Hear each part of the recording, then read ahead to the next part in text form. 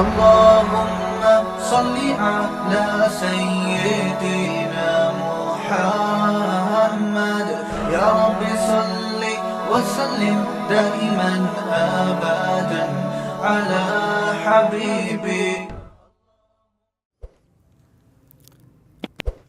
وہ میں نے بتایا تھا نا، ایک صاحب غریب کو گالیاں دیتے ہیں، بی سے فلانا، ڈی سے ڈمکانا، غربت کے خلاف بہت.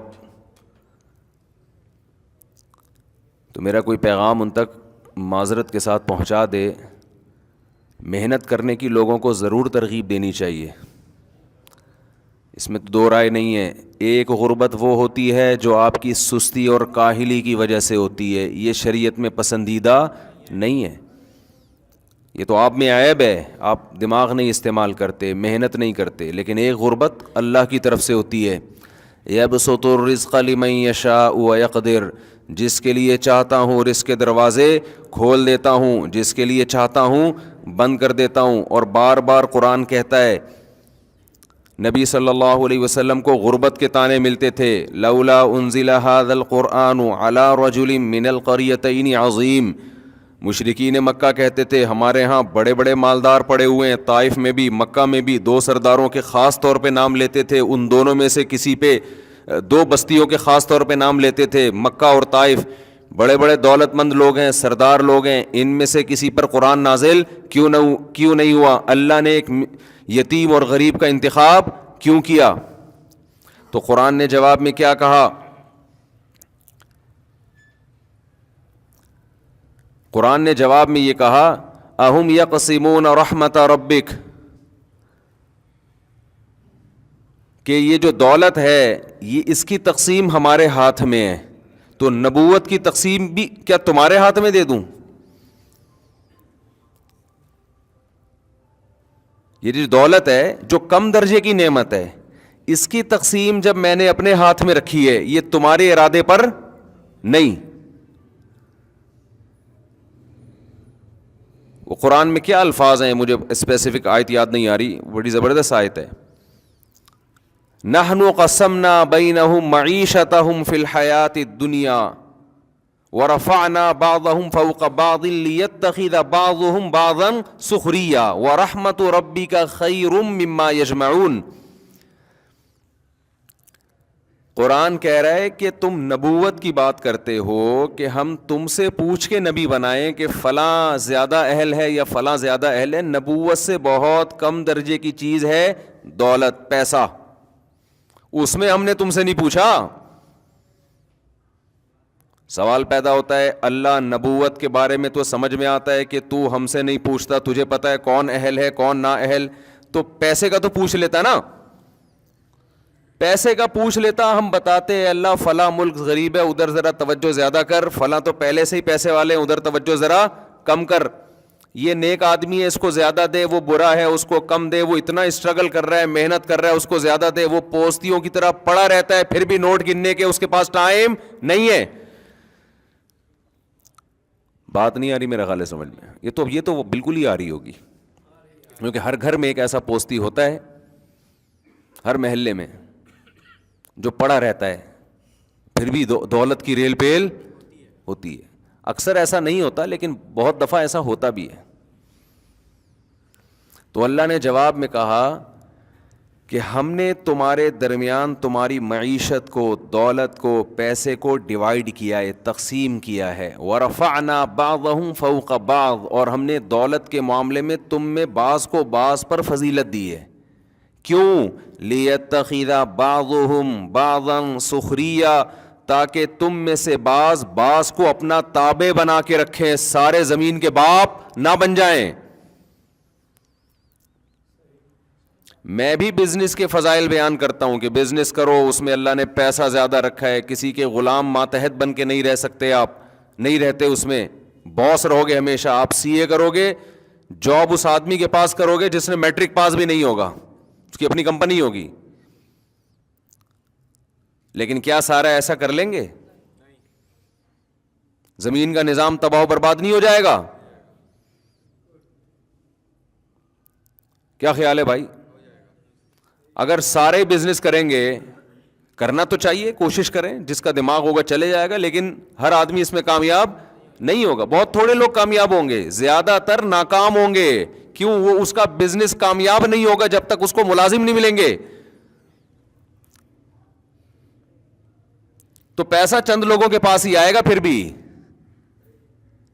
ان کے لحاظ سے باقی لوگ پھر بھی کیا کہلائیں گے؟ غریب, جن کو بی سے گالیاں بھی دی جا رہی ہیں اور سی سے کچھ اور بھی کہا جا رہا ہے. میجورٹی پھر بھی کیا رہے گی؟ غریب.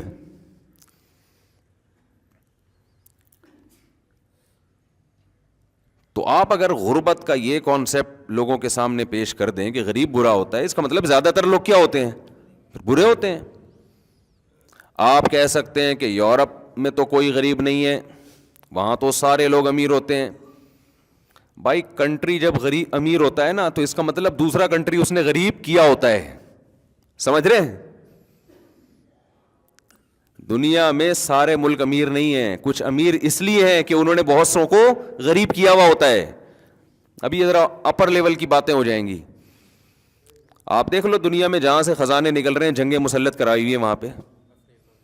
افریقہ کی مثال آپ کے سامنے ہے, تنزانیہ آپ کے سامنے ہے. کیوں؟ ان کو ڈر ہے کہ اگر یہاں اسٹیبل ہو گئی گورنمنٹ اور یہاں, تو یہ امیر ہو جائیں گے اور ہم کیا ہو جائیں گے؟ غریب ہو جائیں گے. یہ امیر غریب کا سیٹ اپ قیامت تک چلتا رہے گا.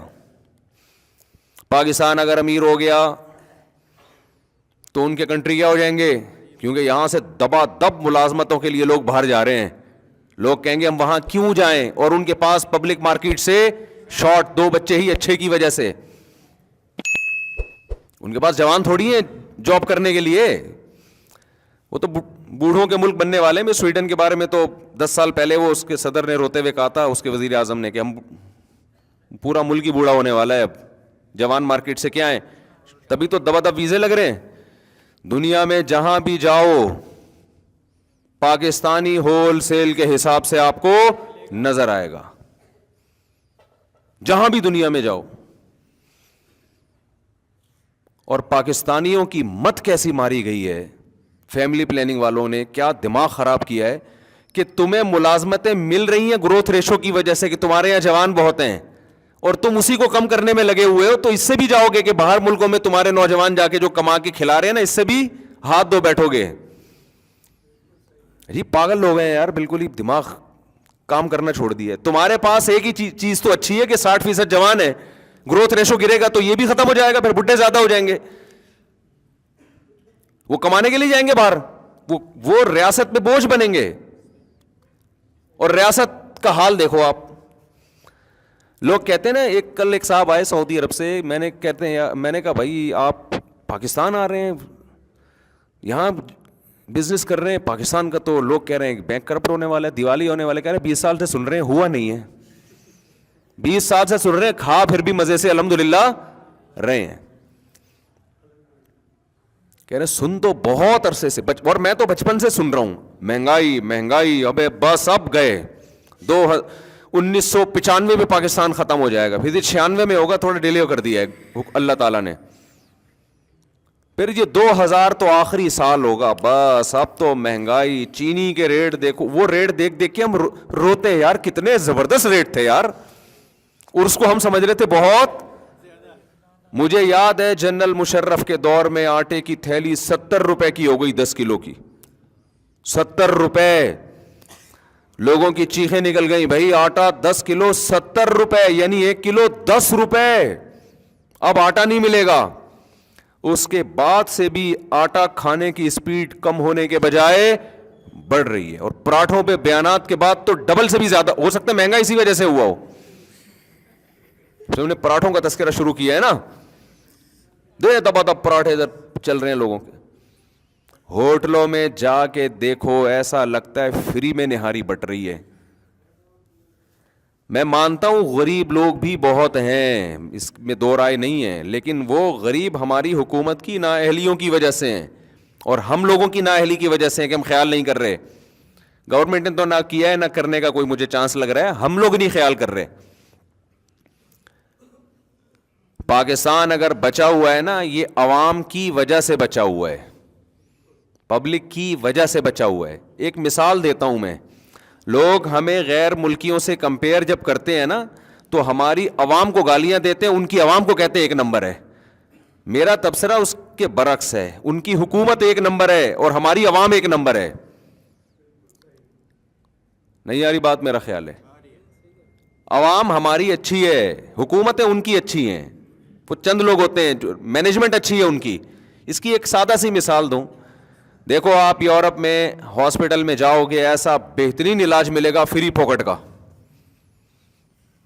بہترین ٹریٹمنٹ ہوگا, آپ کا 1 روپیہ بھی خرچ نہیں ہوگا. سارا خرچہ کون اٹھائے گی؟ گورنمنٹ. یہاں گورنمنٹ کا ایسا کوئی ہاسپٹل نہیں ہے, عوامی ہسپتال ہیں یہاں پہ. آپ انڈس ہاسپٹل چلے جائیں, بہترین علاج ہوگا آپ کا آغا خان کے طرز کا. خرچہ سارا کون اٹھائے گا؟ عوام. یورپ میں ایسا کوئی ہاسپٹل نہیں ہے جس کا سارا خرچہ کون اٹھا رہی ہو؟ عوام اٹھا رہی ہو.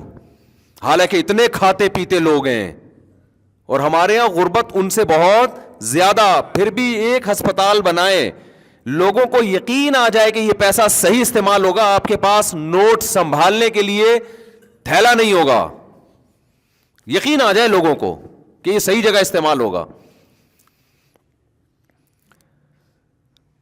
تو خیر ہم اپنی قصے کی طرف آتے ہیں, اپنی بات کی طرف آتے ہیں. کیا بات چل رہی تھی؟ تو میں یہ ٹرن ون بہت مارتا ہوں بیان میں نا, مہنگائی میں کہاں سے آ گئے. 5 چیزوں کو غنیمت سمجھو. تو میں یہ عرض کر رہا تھا کہ پیکنگ بہت اچھی ہوتی ہے, نعرے بہت اچھے ہوتے ہیں, اس میں اٹریکشن بہت ہوتی ہے. تو اصل ہدایت کس کے پاس ہے بھائی؟ اللہ کے پاس ہے.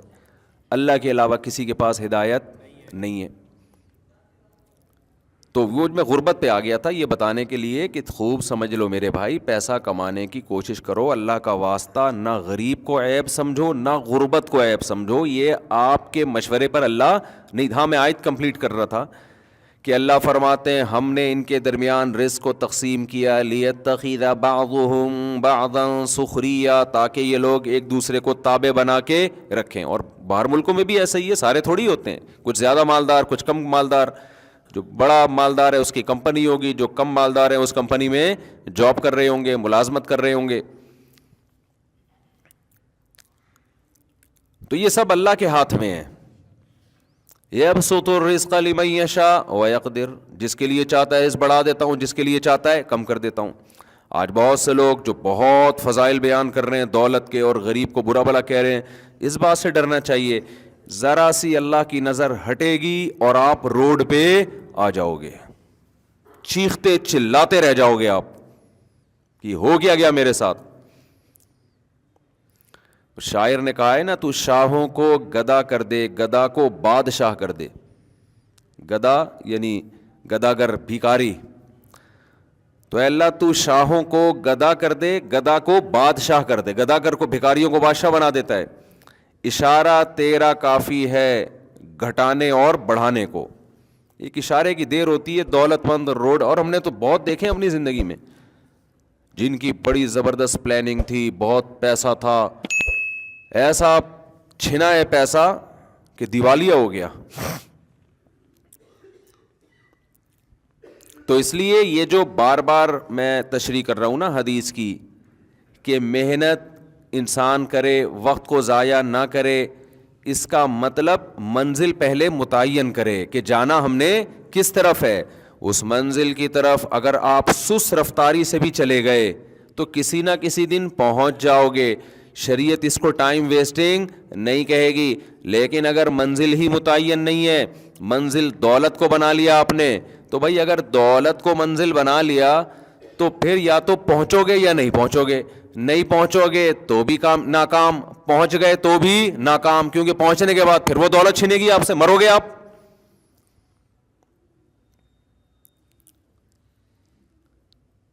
تو آپ تو پھر بھی مرو گے نا, جب مر گئے تو ختم سب. اور کوئی زیادہ مسئلہ نہیں ہے مرنے کا, کوئی اتنا لمبا ٹائم نہیں ہے. پتہ نہیں کیا سمجھا ہوا ہے لوگوں نے, ٹھا کر کے مرتا ہے بیٹھے بیٹھے. موت کے اتنے اسباب ہیں نا, میں تو ڈاکٹروں سے بہت ملتا ہوں, آتے ہیں ملاقات کرتے ہیں, بڑے بڑے لیول کے ڈاکٹر. بعض ڈاکٹر یوٹیوب پہ بڑے مشہور ہیں, ان کی اسپیچ بڑی زبردست ہوتی ہے, بڑی زبردست ان کی ریسرچ ہوتی ہے. پھر دوسرے ڈاکٹروں سے رابطہ کر کے تجزیہ کرتا ہوں میں, تو وہ جو بڑی زبردست ریسرچ تھی وہ بالکل کیا نکلتی ہے بعض دفعہ, جیسے سوہانجنا کے فضائل تھے نا, بعض ڈاکٹر خوراک کے بھی ماہر ہوتے ہیں نا, بعض حکیم ہوتے ہیں اچھے معتدل. تو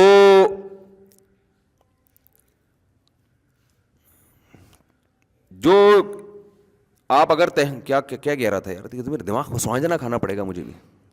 تو میں چاہ رہا ہوں وہ بات کو لنک کروں جہاں سے لے کے اس کو دائیں بائیں نہ ہو. وہ تو 5 چیزیں ہیں, یہ ادھر کدھر سے آیا میں.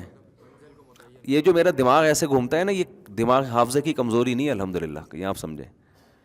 ایک وقت میں دماغ میں 20 چیزیں گھس رہی ہوتی ہیں, ان کو چھنی لے کے چھاننا پڑتا ہے. حافظے کی کمزوری ہوتی ہے تو کوئی چیز یاد کرتا تو بھول جاتی نا, تو یاد کروں تو مجھے کھٹ سے یاد ہوتی ہے الحمدللہ. خیر دوبارہ وہیں سے آ جاتے ہیں, پھر دوبارہ اسی. دیکھو جب آپ آگے نکل جاؤ نا اور بھول جاؤ کہ کہاں مڑنا تھا, تو پیچھے آؤ, دوبارہ آؤ گے تو وہ روڈ سامنے آ جائے گا. یہ فائدہ ہوتا ہے دوبارہ ریورس. تو میں یہ عرض کر رہا تھا کہ یہ چیزیں انسان کے اختیار میں نہیں ہیں. تو منزل کا جو رخ ہے نا وہ ٹھیک ہونا چاہیے. دولت آپ کا کبھی بھی ہدف نہیں ہونا. دولت کو آپ نے اگر ہدف بنا لیا تو کامیاب ہونے کے بعد بھی ناکام ہوگے.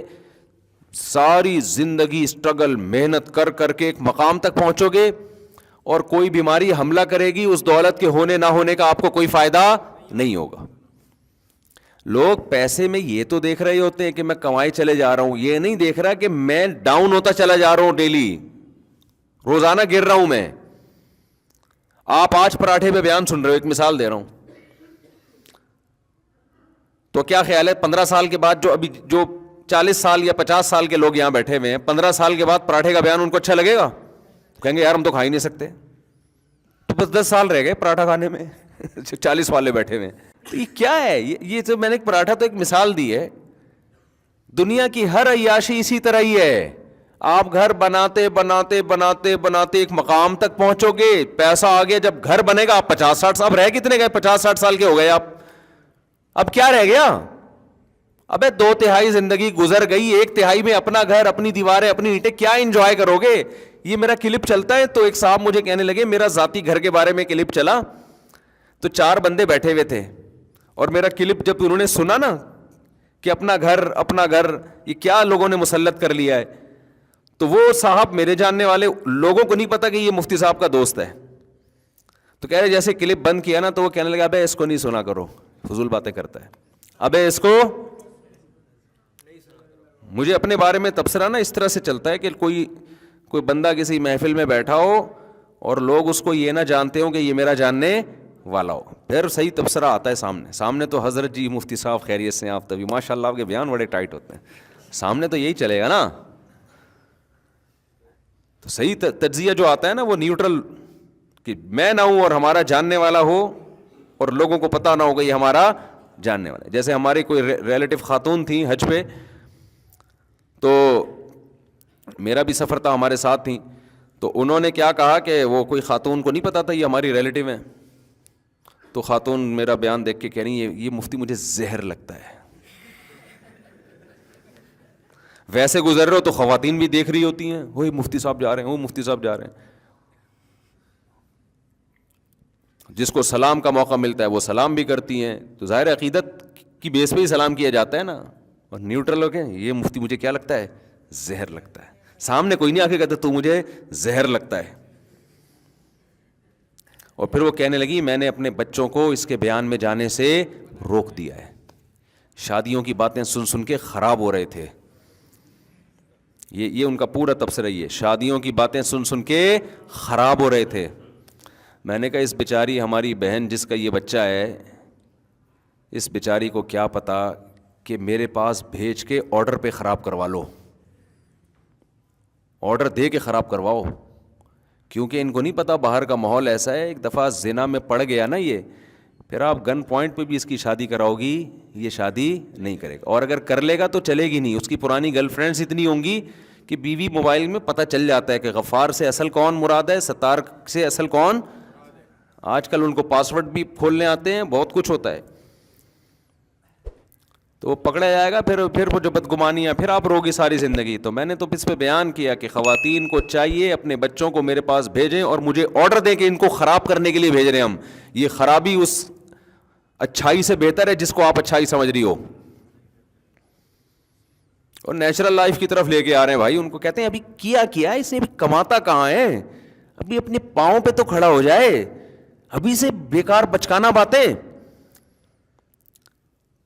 آپ اللہ پہ توکل کرو بھائی, اللہ پہ. وَمَن يَتَوَكَّلْ عَلَى اللَّهِ فَهُوَ حَسْبُهُ, کافی ہو جاتا ہے. ہمارے ایک دوست ہیں, تو کوئی زیادہ اسٹیبل نہیں ہے, مالدار, کوئی عالم ہے لیکن ان کو بہت پیسہ ویسا نہیں ہے ان کے پاس, بہت کیا ہینڈ ٹو ماؤتھ چل رہے ہیں. تو ابھی ان کا بیٹا 17 سال کا ہے, تو مجھے کہنے لگے یار میں اس کے رشتہ دیکھا, اس کی شادی کرا رہا ہوں. تو میں نے وہی بات ان سے کی جو عام طور پہ لوگ کرتے ہیں, صرف دیکھنے کے لیے ان کا کانسیپٹ کیا. میں نے کہا بھائی ابھی تو کچھ کما نہیں رہا, میٹرک کیا اس نے, آپ پہلے اپنے گھر والوں کا آپ کے اوپر ایک ذمہ داری ہے, اور بیگم بھی 2 ہیں, 2 بیگموں کی ذمہ داری ہے, ہینڈ ٹو ماؤتھ چل رہے ہو, ابھی اس کی بھی کرا دو گے. تو کہنے لگے یار یہ اصل میں ابھی باجوڑ کے پٹھان ہیں وہ, تو پٹھان لوگوں میں پھر بھی تھوڑا سا نا ابھی فیملی سسٹم تھوڑا مضبوط ہے. میں نے نام ان کا اس لیے لیا کہ کسی کو غیرت آئے نا, پٹھانوں کو تو آئے نا کم از کم غیرت, جو شہروں میں آ کے خراب ہو رہے ہیں. وہ بھی یہی شہروں سے یہی چیزیں سیکھ رہے ہیں ابھی. ایکچولی یہ ٹوپی ڈرامے انہوں نے بھی, ایجوکیشن. اور بھائی تمہارا خاندانی نظام جو اللہ نے دیا ہوا ہے نا, دادا باپ ماں بہن, ان کی محبتیں عزتیں, یہ سب تیل ہو جائیں گی, برباد ہو جائے گا. یہ ایکچولی کر کے سب بیڑا غرق ہو گیا ہے. اور بلوچستان میں بھی ایسا ہی ہے, صرف پٹھان کی بات نہیں ہے, بلوچستان میں بھی ایسا ہی ہے. وہاں بھی الحمدللہ ماں باپ اپنے خرچے پہ اپنے بیٹوں کی شادیاں کر دیتے ہیں. یہ تو شہر میں آ کے خراب ہوتے ہیں. اصل کی قوم کی بات نہیں, اصل ہے شہری اور دیہاتی زندگی. اور یہ جو عالم جن کی میں بات کر رہا ہوں جو باجوڑ کے ہیں, رہتے کراچی میں ہی ہیں. رہتے کہاں ہیں؟ ماحول کراچی کا ہی, لیکن اللہ کا شکر ابھی خراب نہیں ہوئے. اگلی نسل خراب ہوگی ان کی, اللہ بچائے. تو ان کے ابا نے کہا میں اس کے لیے کوئی رشتہ دیکھ رہا ہوں, ایک جگہ دیکھ لیا, اچھا خاندان مل گیا ہے. تو میں نے کہا ابھی تو کماتا نہیں ہے. انہوں نے کہا یار ابھی میٹرک کے بعد یہ جائے گا کالج میں, تو وہاں خراب ہونے کا خطرہ ہے, کو ایجوکیشن ہے, خراب ہونے کا خطرہ ہے. تو میں نہیں چاہتا میرا بیٹا خراب ہو, میں شادی کرا رہا ہوں. تو میں نے کہا آپ تو ہینڈ ٹو ماؤتھ چل رہے ہو, آپ کے دوست کہہ رہے ہیں یار جہاں اتنے لوگ کھا رہے ہیں ایک بہو اور کھا لے گی. آئی بات سامنے, بہو کیا کرے گی, 2 روٹی پک جائے گی. اچھا کہہ رہے ہیں یار چل ہی رہے ہیں نا, تو چل لیں گے اور کیا ہے اس میں. تو میں نے بڑی شاباش دی. یہاں لبرل لوگ کہتے ہیں کہ صرف 2 روٹی کا خرچہ نہیں ہوتا, ان مولویوں کیا تو روٹی ہے, باقی بھی ایکچولی ایسے دباؤ, آدمی کانپنے لگتا ہے بھائی اب پتہ نہیں کیا ہونے والا ہے. صرف 2 روٹی تھوڑی ہوتی ہے, ایسے بنائیں گے. تمہیں اللہ نے ایسا اپنی ذات پہ اعتماد سے محروم کیا ہے نا کہ اس کا ہم مشاہدہ کر کے اور عبرت حاصل کر رہے ہیں کہ اللہ تیرا شکر ہے تو نے ہمیں ایسا نہیں بنایا. یہ کیلکولیٹر لے کے بیٹھے رہتے ہیں, ان کے تو بچے 35 40 سال کے. دیکھو بکرا 2 دانت کا ہو جاتا ہے اس کی شادی ہوتی ہے, اور یہ 32 دانت کے ہو جاتے ہیں, عقل داڑیں نکل آتی ہیں, وہ گرنا شروع کر دیتی ہیں, پھر بھی ان کے خرچے پورے نہیں ہوتے. تو یہ جو عالم جن کی میں بات کر رہا ہوں خود بھی پڑھے لکھے ہیں ماشاءاللہ. ابا غریب تھے, 8 بچے, پڑھ بھی لیے, اور اتنی زبردست ایجوکیشن ہے ماشاءاللہ. انگلش فرفر بولتے ہیں, بینکنگ میں مہارت ہے, عالم بھی ہے, دین دنیا دونوں. ابھی پی ایچ ڈی کر رہے ہیں, اپنی پڑھائی بھی ہو رہی ہے, 2 گھر والے بھی پل رہے ہیں, بچوں بھی جیسے جیسے بالغ ہو رہے ہیں ان کی بھی شادیاں ہوتی جا رہی ہیں, سارے کام ہو رہے ہیں. اور جب بیٹھا ہے نا کیلکولیٹر لے کے کہ پہلے میری اتنی تو پھر اتنی تو پھر اتنی, تو بھائی تیرے بڑھاپے میں بچہ پیدا ہوگا, تو پالے گا کس وقت اس کو؟ بچہ بہترین انویسٹمنٹ ہے, بہترین انویسٹمنٹ ہے. دیکھو ایک مثال دیتا ہوں, آپ کی بکری بچہ دے, کسی چرواہے کی بکری, وہ ٹینشن میں آتا ہے یا خوش ہوتا ہے؟ اس کو تو ٹینشن میں آنا چاہیے تھا, یار پہلے میرا گھاس کا خرچہ اتنا تھا, اب وہ خرچہ بڑھ گیا ہے. تو بھائی جب بڑھ تو گیا ہے, لیکن یہ تمہاری انویسٹمنٹ ہے, یہ بڑا ہو کے بکے گا, کاٹ کے بھی کھا سکتے ہو نا. تو یاد رکھو انسان کا بچہ کٹتا نہیں ہے, بازار میں بکتا نہیں ہے, لیکن سورس آف انکم سب سے بڑی آپ کی اولاد ہے. اور ان کے ہاں بیٹیوں کے مسائل بھی نہیں ہے. اب دیکھو 17 سال کے جس لونڈے کی یہ شادی کر رہے ہیں, وہ بیان سنے گا نا تو اس کو زیادہ پروٹوکول بھی نہیں دے رہا چاروں بچے کو میں, وہ کہے گا میں بہت عظیم انسان ہوں, مفتی صاحب میرا بیان میں تذکرہ کر رہے ہیں. ویسے تو عظیم انسان ہوگا انشاءاللہ. اب مجھے ایک بات بتاؤ, وہ 17 سالہ وہ بھی اپنے رشتہ داروں میں کزن ہے کوئی جس سے وہ رشتے کی بات کر رہے ہیں, وہ بچی بھی ظاہر ہے کم عمر ہے, اس سے شادی ہوگی نا اس کی. وہ بھی اللہ پہ توکل کر کے دے رہے ہیں کہ بھائی اس گھر میں سب کھا ہی رہے ہیں, تو ہماری بچی یہاں رہتی تھی اب کہاں رہے گی, وہاں جا کے رہے گی. تو اب ان خاندانوں میں بیٹیاں باپ پہ بوجھ بنیں گی؟ بولو نا, بیٹیاں بنیں گی بوجھ باپ پہ؟ کیونکہ ان کی کلچر ہی یہی ہے نا. تو بچی بالغ ہوگی, اس کی بھی ہو گئی. اب وہ کیا کرے گا؟ اب ہمارے ہاں سیٹ اپ کیا چل رہا ہے کہ آپ اپنے بیٹے کی نہیں کر رہے, اس کی چکر میں آپ کی بیٹی کی بھی نہیں ہو رہی, سمجھ رہے؟ تو اپنی بیٹیاں بوجھ بن رہی ہیں لوگوں کے اوپر. ریلیکسیشن جو آپ نے یہاں نکالی تھی, یہاں پیدا کی تھی نا, وہ ساری ٹینشن میں کنورٹ ہو جاتی ہے. E=mc² کا سنا ہے نا یہی ایکویشن بنتی ہے یہاں پہ کہ جو ریلیکسیشن تھی ٹینشن. تو جتنی ریلیکشن نکاح سے بچ کے حاصل کرو گے, ٹینشن اتنی ہی آپ کی ادھر سے بڑھے گی. وہ بڑھے گی ان فیوچر, وہ نظر نہیں آ رہی ہوتی, اس لیے میرے بیانات سمجھ میں نہیں آ رہے ہوتے, اور لوگ کہہ رہے ہوتے ہیں اپنے بچوں کو اس کے بیان میں منع بھیجو, خراب ہو جائیں گے. تو اس لیے میں کہتا ہوں ان الہدیہ قل ان الہدی ھدی اللہ. قرآن کہتا ہے کس کی ہدایت اصل ہے؟ اللہ کی اصل ہے.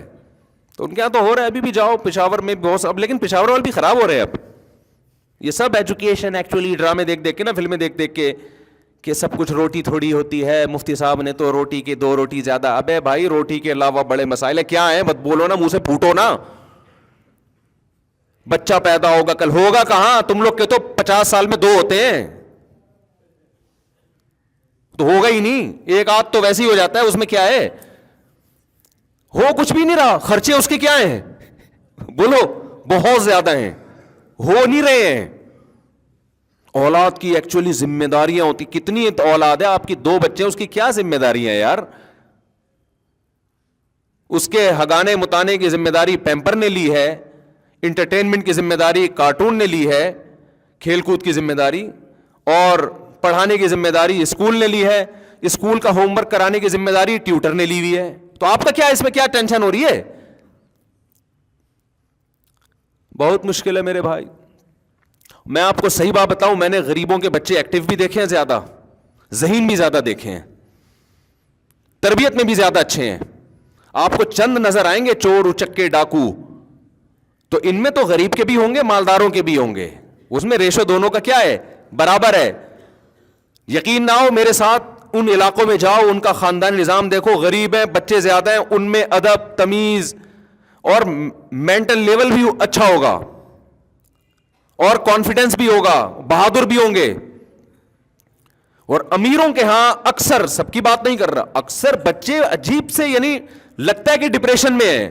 اتنا لاڈ پیار ملا ہوتا ہے, اتنا, وہی جو میں نے بیان نہیں سنا تھا, پاٹھا کھا لو تو پھر یہ کھا لو تو پھر وہ کھا لو, وہ سائیکی سے بنتے چلے جا رہے ہیں.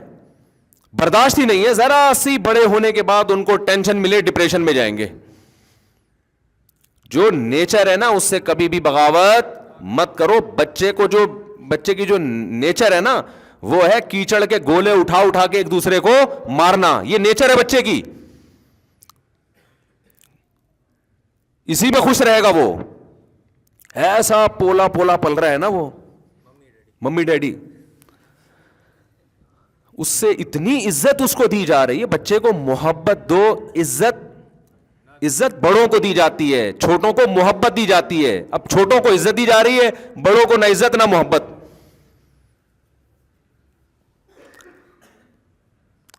نہیں یاری بات میرا خیال ہے. بچے کا چاچا اسے ذرا سا ڈانٹے گا تو بچے کے سامنے ہی چاچا کو ڈانٹنا کہ بھائی تم کون ہوتے میرے بچے کو ڈانٹنے والے. ماموں ڈانٹے گا تو ماں, بھائی آپ کیوں ڈانٹ رہے اس کو, اس سے بچے کو یوں ہو جاتا ہے, تو بچے کی ڈپریشن بڑھتی ہے, تو فلانا بڑھتا ہے. اس کی کم بڑھ رہی ہے, آپ کی زیادہ بڑھ رہی ہے. بچے کا چاچا ڈانٹ رہا ہے تو بچے کو آگے سے رپلائی مت کرنے دو. بچے کو بولو بیٹا یہ آپ کے بڑے ہیں, ان کو آپ کو ڈانٹنے کا پورا پورا حق ہے, ان کے سامنے آپ نے زبان نہیں چلانی. ہاں زیادہ بات ہو رہی ہے تو پھر الگ سے چاچے کو سمجھا دو, بیٹا ایسا نہ ہو بچے کو زیادہ ٹینشن ہو, بگڑ بھی جاتے ہیں, زیادہ سختی ہوگی تو بگڑے گا. ہماری بچی نے کل اسکول کی شکایت کی میرے سامنے آ کے, اور شکایت بھی بچی کی اماں نے کی بچی کے سامنے, کہ اس کی ٹیچر کہہ رہی ہیں کہ اس نے کہا کہ پنکھا بند کر دیں, مجھے سردی لگ رہی ہے. تو ٹیچر نے پنکھا بند نہیں کیا اور اسے کہا چپ کر کے بیٹھ جاؤ. آئی بات سمجھ میں؟ تو بات کریں آپ ٹیچر سے جا کے. میں نے بچی کو سمجھایا, میں نے کہا بیٹا جب ٹیچر کو آپ نے کہہ دیا کہ پنکھا بند کرو, ٹیچر نے کہا تو آپ چپ کر کے آرام سے بیٹھ جاؤ. آئی بات سمجھ میں؟ میں نے وہ میرا ارادہ ہوا الگ سے بات کر لوں گا میں ٹیچر سے کہ اگر سردی زیادہ ہو رہی ہے, ہو سکتا ہے اور 4-5 بچوں کو بھی سردی لگ رہی ہو, اگر بار بار یہ واقعہ ہوا, کبھی کبھار تو ہوتا ہے, تو بات کر لیں گے. بچی کے سامنے نہیں. بچی کو ہم نے یہی بتایا کہ بیٹا جب ٹیچر کوئی بات کہتے ہیں تو اس کو فالو کیا جاتا ہے. شکایتی ٹٹو بن کے گھر میں شکایتیں بولو نہیں لگائے. بچے بگڑتے ہیں ان چیزوں سے, اور بچے کی شکایت کا کوئی اعتبار بھی نہیں ہوتا. وہ بعض دفعہ کوئی اور چیز ہوتی ہے, نکال کسی اور طرح سے رہا ہوتا ہے. میں نہیں کہہ رہا کہ اپنے بچوں پہ ظلم ہونے دیں اسکول میں. بچوں کے سامنے یہی ہو کہ ٹیچر بڑا ہے, آپ چھوٹے ہو, ٹیچر جیسے کہہ رہا ہے آپ کو اس کو فالو کرنا ہے. سردیاں ختم ہو جائیں گی, موسم اگر ٹھیک ہو جائے گا, لیکن بچہ بدتمیز بن گیا, یہ سیٹنگ آؤٹ ہو جائے گی. اس کو کنٹرول کرنا آپ کے لیے. اور یاد رکھو جو آج ٹیچر سے بدتمیزی کر رہا ہے وہ اپنی اماں سے بھی بدتمیزی کرے گا, وہ اپنے ابا سے بھی بدتمیزی کرے گا. تمیز مارکیٹ سے بالکل شارٹ ہو گئی ہے. جو بھی نئی ہمیں جو جنریشن نظر آ رہی ہے نا, اس میں سب سے جو مہنگی چیز ہے جو مارکیٹ میں سب سے کم ہے وہ کیا ہے؟ تمیز ہے. بچوں کو باپ کے خلاف, بیوی کو شوہر کے خلاف, چھوٹے بھائیوں کو بڑے بھائیوں کے خلاف, شاگردوں کو ٹیچروں کے خلاف, عوام کو ریاست کے خلاف, یہ بھی ایک ہے اسٹیٹ کے خلاف. یہ مارکیٹ میں جو ذہن بن رہا ہے نا وہ اس ٹائپ کا بنتا چلا جا رہا ہے.